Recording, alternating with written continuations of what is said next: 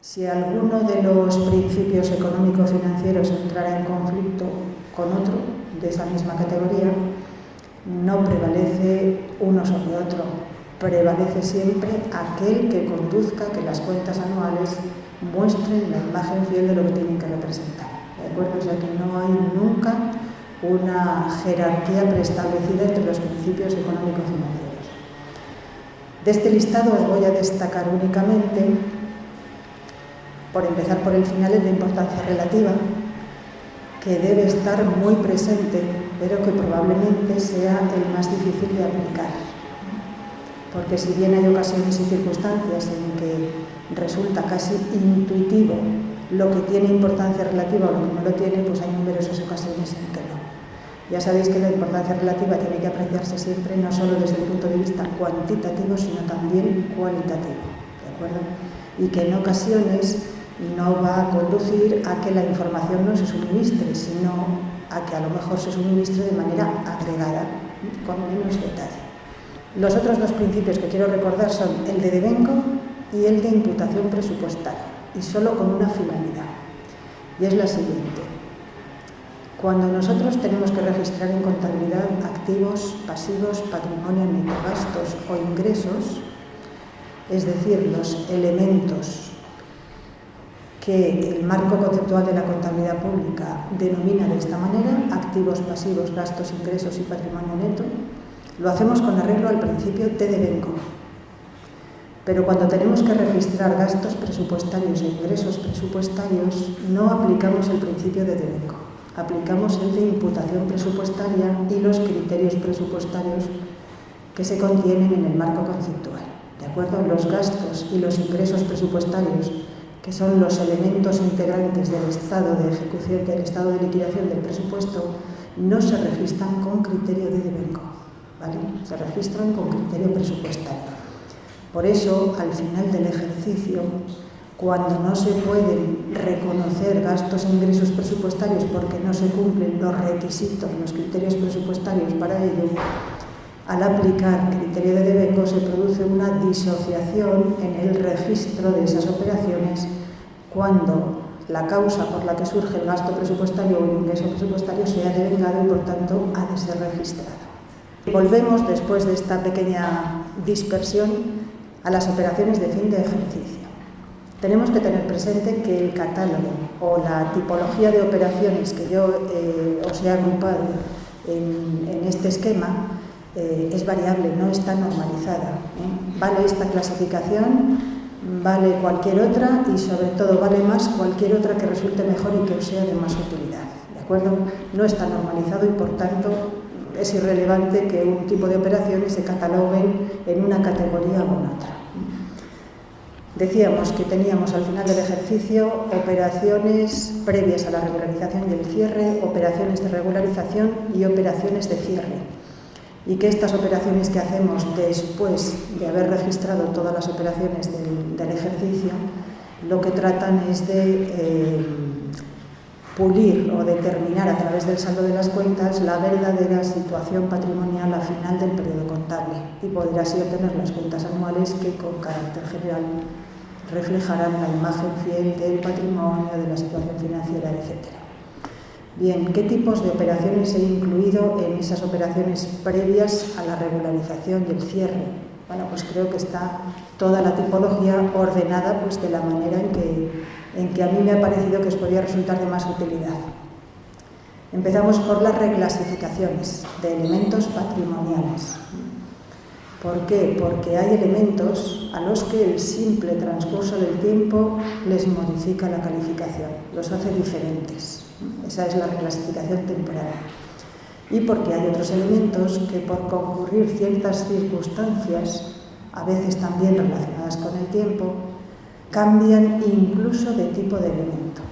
Ya no solo de clasificación manteniendo la categoría de elemento, sino que a veces incluso supone que un elemento se transforma en otra categoría de elemento por haber concurrido durante el año ciertas circunstancias y no haberlo registrado hasta el final del ejercicio en que estamos obligados a ello. El segundo tipo de operaciones son los ajustes por periodificación. En tercer lugar, tenemos la contabilización de todas aquellas operaciones que no hemos registrado durante el ejercicio, porque así lo permite la normativa contable, y que al final del ejercicio hemos de registrar porque hemos de aplicar de forma estricta los principios y criterios contables.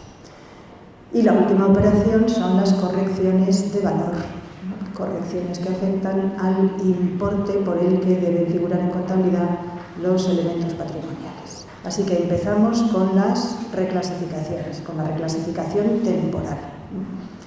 Llamo reclasificación temporal, como os decía, a la modificación en la clasificación de ciertos activos y pasivos por el mero transcurso del tiempo. ¿De acuerdo?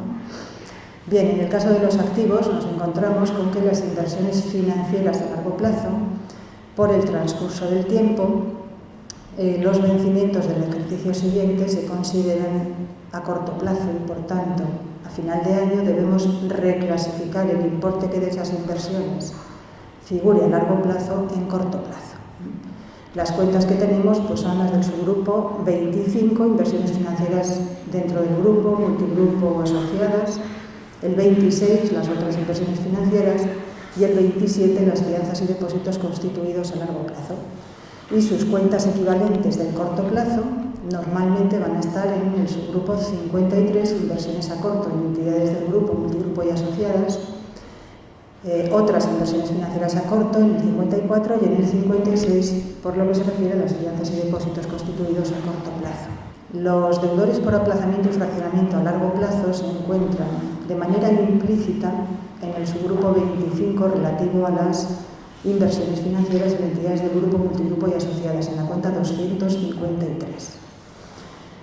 Y los deudores a largo plazo por aplazamiento y fraccionamiento a sujetos o entidades fuera del grupo, multigrupo y asociados están en la cuenta 262.1, creo. Ahora la memoria me falla en este momento, ¿de acuerdo? De manera explícita como deudores por aplazamiento y fraccionamiento. La razón de que en un subgrupo esté de forma implícita y en otro explícita es que creemos que es muy poco probable que en entidades del grupo, multigrupo y asociadas haya este tipo de deudores, ¿no? Pues bien, esas cuentas no van a morir en cuentas del 53 y cuentas del 54, sino que la transformación en el corto plazo se va a hacer a través de la 443, deudores por aplazamiento y fraccionamiento a corto plazo. Nos vamos a los pasivos, a las deudas. Les pasa lo mismo. Hay deudas que por el mero transcurso del tiempo, nos guste o no nos guste, ven modificado su vencimiento y el importe de los vencimientos del ejercicio siguiente tiene que ser objeto de reclasificación porque el elemento pasa de ser una deuda no corriente a ser una deuda corriente. Las cuentas que se recogen en los grupos 14 de provisiones a largo plazo, 15 de empréstitos y otras emisiones análogas a largo, el 16, el 17 de esas otras deudas por préstamos y otros conceptos, y el 18 de fianzas y depósitos recibidos se reclasifican, por tanto, cada 31 de diciembre en las cuentas correspondientes del corto plazo, que están en los subgrupos de la derecha, el 58, el 50, etc. Quiero destacaros aquí que en el subgrupo 18 de fianzas y depósitos recibidos se incluyó una cuenta de ajustes por periodificación a largo plazo, la cuenta 186, ingresos anticipados a largo plazo. El importe de los ingresos que se vayan a devengar en el ejercicio siguiente se lleva a la cuenta de periodificación a corto plazo. ¿Para qué pensamos esta cuenta? Pues la pensamos realmente para esos ingresos que obtienen las entidades locales, normalmente de empresas concesionarias, con carácter anticipado a 10, 15, 5 o 20 años. ¿De acuerdo? Son ingresos contabilizados cuyo devengo se va a producir a largo plazo, no se va a producir en el ejercicio siguiente. En el caso de la reclasificación de la naturaleza de los elementos, lo que ocurre es que un elemento patrimonial ve modificada su clasificación o incluso la categoría de elemento a la que pertenece como consecuencia de que se producen ciertas circunstancias. Encontramos elementos que, siendo del activo no corriente, pasan a ser del activo corriente, Por ejemplo, bienes de inmovilizado material o de inversiones inmobiliarias que se convierten en activos en estado de venta, o a la inversa, por ejemplo, o inmovilizado material que se convierte en inversión inmobiliaria o a la inversa. Pero no dejan de ser activos. Hay otros casos, por ejemplo, en el que esta reclasificación por naturaleza supone una transformación de un elemento patrimonial en otro diferente. Eso ocurre, por ejemplo, con las subvenciones recibidas que hemos contabilizado o reconocido como deuda por considerarlas en ese momento reintegrables desde el punto de vista contable, pero que a final de ejercicio consideramos que no son reintegrables y por tanto ese pasivo hay que transformarlo en un ingreso, normalmente imputable al patrimonio neto, o a la inversa, si hemos reconocido una subvención como no reintegrable y nos damos cuenta de que a final de ejercicio tiene carácter reintegrable. También tenemos en esta categoría de reclasificación la transformación de gastos en activos. Esto ocurre con los trabajos realizados y los gastos financieros imputados al inmovilizado material, por ejemplo. Hemos venido registrando ciertas operaciones como gastos y a final de ejercicio activamos, los transformamos en más valor de alguno de los activos. Y también encontramos que a veces, por las circunstancias, el mismo elemento, igual que hemos visto en el caso de los activos al principio, pues el mismo elemento mantiene la categoría pero cambia su clasificación. Por ejemplo, cuando imputamos los gastos o ingresos de patrimonio neto al resultado económico patrimonial. Siguen siendo gasto o ingreso, pero clasificado de diferente manera. Es un elemento distinto. Nos vamos con el segundo tipo de operaciones, estas previas a la regularización del cierre, los ajustes por periodificación. Aquí la verdad es que si miráis los manuales y las cosas que se escriben sobre las operaciones de fin de ejercicio, es que no nos ponemos de acuerdo, no hay dos listas iguales de lo que se incluye en ajustes por periodificación y tampoco tiene gran trascendencia. Yo he incluido como ajustes por periodificación únicamente los gastos e ingresos anticipados y la variación de existencias, porque en algún sitio tenemos que meter la variación de existencias y a lo que más se parece es a la periodificación, ¿de acuerdo? Como además en los planes y en las instrucciones de 2004 ya lo conceptuábamos de ajuste por periodificación, pues me he limitado a mantener esa consideración, pero vamos, es irrelevante que aquí se incluya la variación de existencias, que no, el caso es que si hay existencias se regularice, se registre la variación. Vamos con los gastos e ingresos anticipados. En el caso de los gastos, se trata de gastos que hemos contabilizado durante el ejercicio, pero que por aplicación del criterio de devengo no están devengados y por tanto hay que trasladarlos normalmente al ejercicio, en este caso al ejercicio inmediatamente siguiente. El principio de devengo, recordar que dice que los activos, pasivos, gastos, ingresos y patrimonio neto se reconocen en función de la corriente real de bienes y servicios que representan y no en función de la corriente financiera, ¿de acuerdo? Así que si aplicamos ese principio estrictamente, hay que trasladar al año siguiente los gastos que se devengan en el ejercicio posterior. De modo que será la cuenta de resultados del año siguiente la que soporte la parte alícuota de gasto que le corresponde. Si el gasto es no financiero, la cuenta que utilizamos es la de gastos anticipados, la 480. Si el gasto es financiero, utilizamos la 567, gastos financieros pagados por anticipado. Con los ingresos pasa exactamente lo mismo, lo que pasa es que en este caso la periodificación puede ser a largo o a corto. A largo en ese caso que os he comentado, por ejemplo, del canon anticipado de una concesión. Si el ingreso es no financiero, utilizamos la 485 si es a corto plazo o la 186. Y si es financiero, utilizamos la 568, ingresos financieros cobrados por anticipado, ¿vale?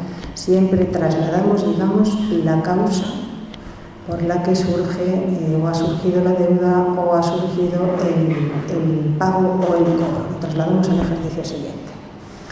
Nos vamos con la variación de existencias, que no es muy habitual, pero que bueno, si se tienen este tipo de elementos, pues hay hay que fijar a final de ejercicio cuáles son las existencias finales de cada una de las categorías de bienes.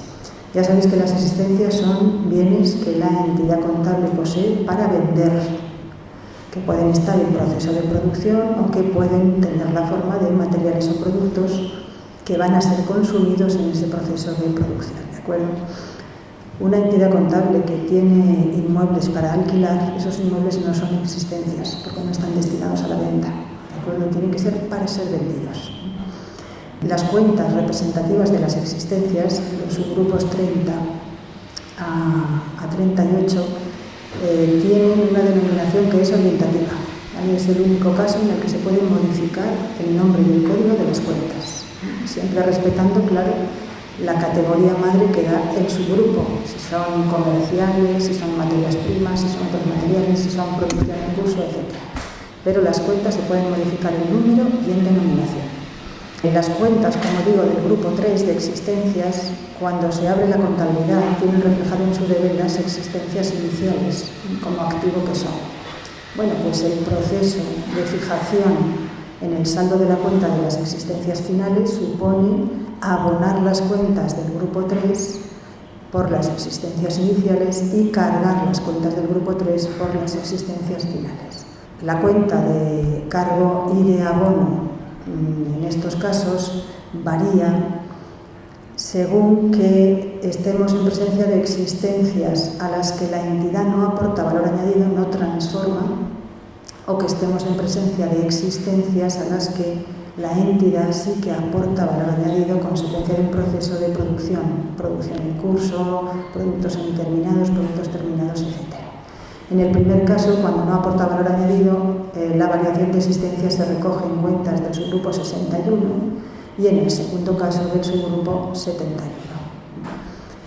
Esta es una de las razones por la que las cuentas del grupo 6 a veces tienen un saldo que es impropio de las cuentas de gastos económicos, o las del grupo 7 pues tienen un saldo impropio de las del grupo 7, que es el saldo acreedor.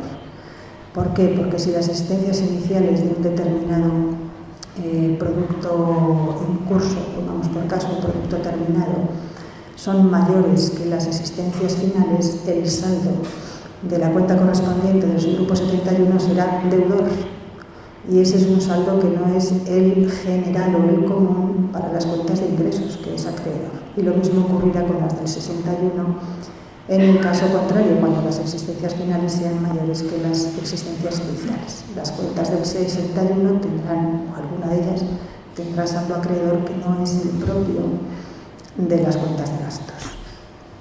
Nos vamos a la contabilización de las operaciones no formalizadas hasta ese momento, consecuencia de que hemos llevado una contabilización pues algo relajada porque lo permiten las normas contables o porque son cuestiones que solo se pueden apreciar una vez concluido el ejercicio económico.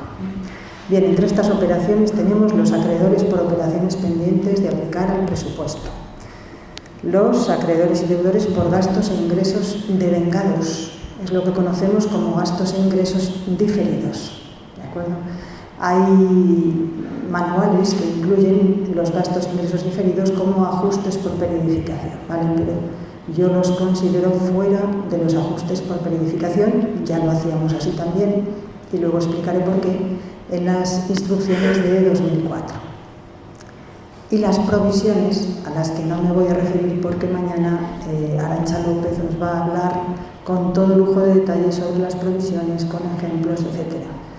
Ya sabéis que las provisiones son esos pasivos, porque son pasivos, que tienen la peculiaridad de un grado alto de incertidumbre en cuanto a su importe o a su vencimiento, ¿vale? Pero que son pasivos, es decir, que derivan de sucesos pasados. No derivan de sucesos que pueden ocurrir o no pueden ocurrir, porque en ese caso serían pasivos contingentes, ¿vale? Son pasivos porque el suceso del que derivan ya ha ocurrido y por tanto no se puede modificar. Lo único que falta es precisar o conocer con exactitud el importe o el vencimiento. Vamos con los acreedores por operaciones pendientes de aplicar a presupuesto. Sabemos que este tipo de acreedores surge para dar cumplimiento al principio de devengo. ¿Por qué? Pues porque dice el marco conceptual de la contabilidad pública que cuando los activos, pasivos, gastos o ingresos surten efecto o afectan a la ejecución del presupuesto, podemos esperar a contabilizarlos al momento en que podamos contabilizar el gasto presupuestario o el ingreso presupuestario correspondiente.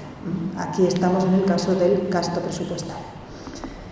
Y lo único es que si a 31 de diciembre no se cumplen los requisitos para poder reconocer ese gasto presupuestario, entonces, como son activos, pasivos, gastos o ingresos devengados, hay que contabilizarlos. ¿De acuerdo? Y en este caso, de la 413, se produce entonces una disociación entre el momento en el que hacemos la contabilización económico-patrimonial y el momento que será posterior, normalmente en el ejercicio siguiente, en el que hacemos la contabilización de la obligación de pago presupuestario. ¿Vale? Son obligaciones, entonces, derivadas de gastos realizados o bienes y servicios adquiridos para las que no se ha producido su obligación a presupuesto, siendo procedente la misma. En el ejercicio en el que debemos reconocer el gasto, el bien o servicio realizado por aplicación del principio de devengo, un principio económico patrimonial no presupuestario, lo que hacemos es utilizar la cuenta representativa correspondiente de ese elemento contra la cuenta 413 a través de la divisionaria que corresponda. ¿Vale?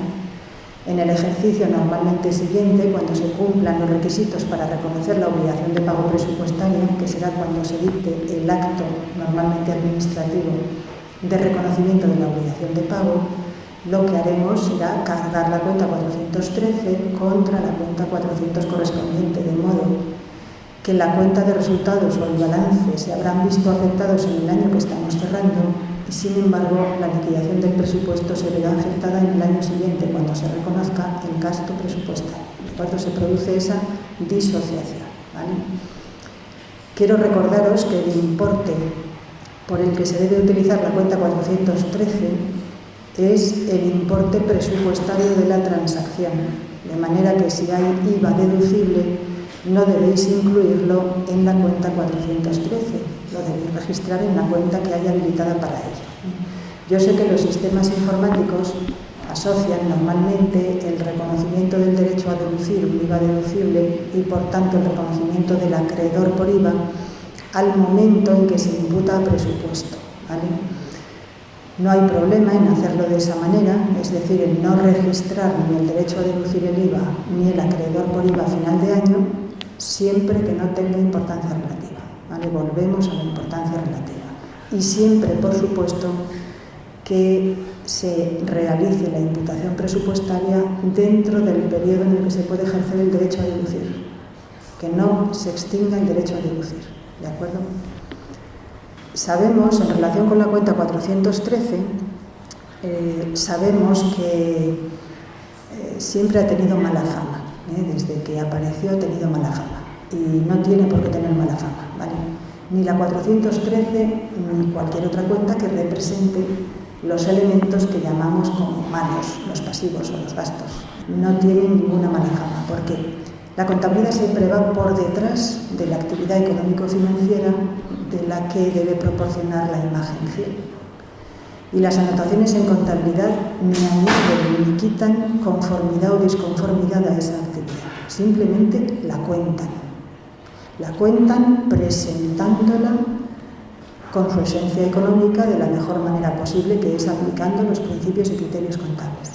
Por tanto, la contabilización de una transacción no legitima ni deslegitima esa transacción. ¿De acuerdo? La cuenta porque es su obligación, porque altera el patrimonio. ¿Vale? Sí puede influir la causa por la que se ha llegado a tener esa obligación de pago, sí que puede influir en el procedimiento que se deba tramitar para conseguir el reconocimiento de esa obligación de pago. Pero eso es independiente de la contabilización, igual de independiente que el procedimiento que en su caso se deba incoar para exigir responsabilidades cuando el gasto se haya ejecutado con infracción del ordenamiento jurídico. Esos procedimientos no tienen nada que ver con la contabilidad. La contabilidad aplica los principios y normas y cuenta lo que ha ocurrido, no enjuicia si esa actividad ha estado dentro del ordenamiento jurídico o fuera del ordenamiento jurídico. ¿Qué tipos de obligaciones vamos a recoger en la cuenta 413? Pues vamos a recoger esas obligaciones que derivan de gastos o de bienes y servicios que, estando en condiciones para imputarse al presupuesto del ejercicio que cerramos, no se pudieran imputar porque no llegó a dictarse el acto administrativo de reconocimiento de la obligación. Nosotros decimos que son obligaciones para las que no se ha producido la aplicación al presupuesto siendo procedente la misma. Pero ese siendo procedente la misma tiene que interpretarse en el sentido de, siendo procedente la misma, bien en el ejercicio que se cierra, bien en un ejercicio posterior. De modo que lo que nosotros vamos a llevar a la cuenta 413 no solo son esas obligaciones que estaban listas para aplicarse al presupuesto, es decir, para que se adoptaran los acuerdos y por alguna razón, que puede ser que la tramitación del gasto se ha dilatado y se ha llegado tan al final que no ha habido tiempo material para que el órgano competente dicte el acto de reconocimiento, ¿vale? Es decir, esas obligaciones deberían haberse imputado al presupuesto que se cierra, por alguna razón confesable o inconfesable no se pudo hacer. Pero es que también la cuenta 413 va a recoger aquellos gastos económicos del grupo 6 que estén concluidos a 31 de diciembre, pero que no sean exigibles, es decir, que no estén en condiciones de imputarse al presupuesto del ejercicio que cerramos y que necesariamente se tienen que imputar al siguiente. Esos dos tipos de obligaciones son las que van a figurar en la cuenta 413. En este segundo tipo de obligaciones, que corresponden con prestaciones concluidas pero no exigibles a 31 de diciembre, es decir, prestaciones que no tienen que imputarse al presupuesto del ejercicio que se cierra, si estuvieran a caballo entre los 2 años, no las recogeríamos en la cuenta 413, sino en la cuenta 411. Bien, voy a aprovechar la ocasión para clarificar, que seguramente ya lo tengáis bastante claro, pero para ahondar un poco más en la relación de la 413 con el remanente de tesorería.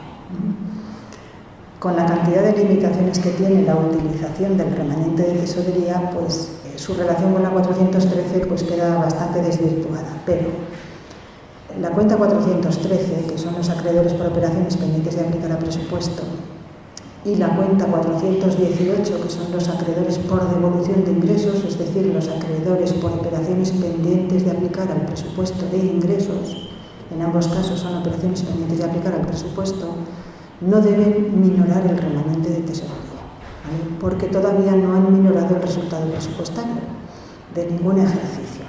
Y el remanente de tesorería es una acumulación de resultados presupuestarios no utilizados, lógicamente, para financiar más gasto. Así que lo que tienen que hacer tanto la cuenta 413 como la 418 es modular la utilización del remanente de tesorería, imaginando que no hubiera ningún tipo de limitación a la utilización del remanente de tesorería, ni por la regla de gasto, ni para la reducción de deuda. Los gastos pendientes de aplicar a presupuesto de la 413 se convierten en gastos prioritarios a la hora de modificar el presupuesto, de manera que no se ajustaría a la norma la utilización del remanente de tesorería para gasto nuevo sin tener aplicado a presupuesto los gastos ya realizados como estos de la 413. En relación con el presupuesto de ingresos, resulta más extraño porque seguramente, resulta más fácil de enjuiciar porque seguramente el presupuesto tendrá una previsión de esas devoluciones. Caso de que no la tuviera, como la evolución de los ingresos a veces resulta mejor de lo esperado o peor de lo esperado, lo que habrá es que analizar en qué medida esas devoluciones de ingresos van a mermar la recaudación neta de los conceptos correspondientes. No vaya a ser que por esa razón tengamos que ajustar el gasto presupuestario y declarar no disponible el crédito de alguna partida, ¿de acuerdo? Pero deben afectar únicamente a la gestión, a la utilización del remanente. Evidentemente el Ministerio lo utiliza para muchas cosas, para conocer la situación financiera exacta, ¿de acuerdo? Pero no forman parte del remanente de tesorería. aunque la información por la relación que tiene se pida juntamente con el remanente. Nos vamos a los gastos e ingresos diferidos, ¿vale? Los gastos e ingresos diferidos son acreedores y deudores por gastos e ingresos devengados en el ejercicio que hasta final de ejercicio no hemos contabilizado y por tanto tenemos que contabilizarlos ahora. Nos encontramos en primer lugar, para los de naturaleza no financiera, con los acreedores de la cuenta 411, que es la que completa con criterio de devengo esos gastos que reconocemos a través de la cuenta 413, gastos económicos, con prestaciones concluidas, pero que al no ser exigibles no resultan imputables al presupuesto del ejercicio que cerramos. Caso típico, salvo que se reconozca la obligación de pago dentro de diciembre, son las cotizaciones empresariales a la Seguridad Social. Efectivamente, es una prestación concluida a 31 de diciembre, pero que la Seguridad Social no nos puede exigir hasta, vosotros lo sabéis mejor, el 20 o el 31 del mes siguiente. Ahora, si con ocasión de la aprobación del reconocimiento de la obligación de pago derivado de la nómina se produce también el reconocimiento de esa obligación, que no suele ser habitual, entonces evidentemente hay que imputarlo al presupuesto del ejercicio que cerramos y no estaríamos en este caso. Pero no suele ser así porque la liquidación se suele practicar en el mes de enero. Por tanto, sería una prestación concluida que no debe imputarse al presupuesto del ejercicio que cerramos.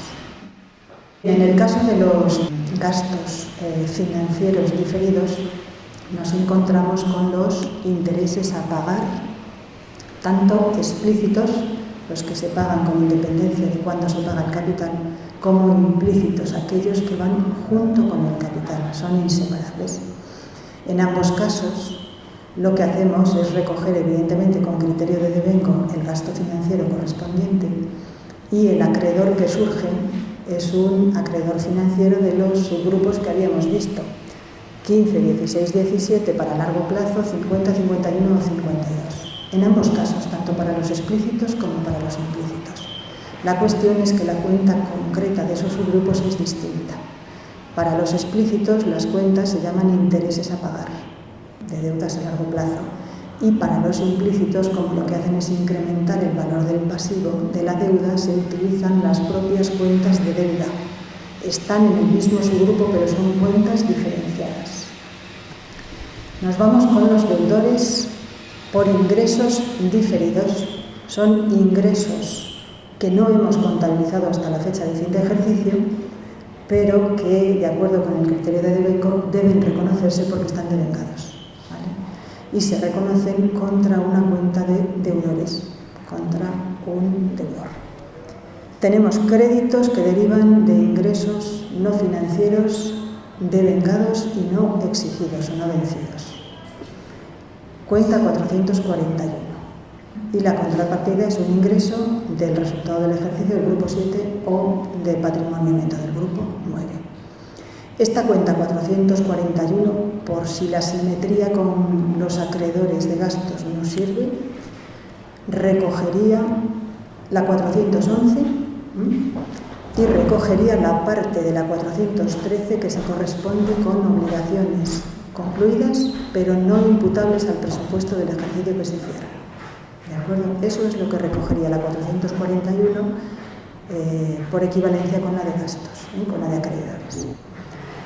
Nos encontramos también que en el caso de construcción de activos para otras entidades públicas, si seguimos el método o el criterio de imputación de ingresos de grado de avance, esto os lo va a contar Maripaz estupendamente, a final de ejercicio, por los ingresos que queden pendientes por la obra que se haya realizado durante el año y quede pendiente de certificar, surgirá un deudor, la 446, contra el ingreso correspondiente, de acuerdo, contra la 70-70.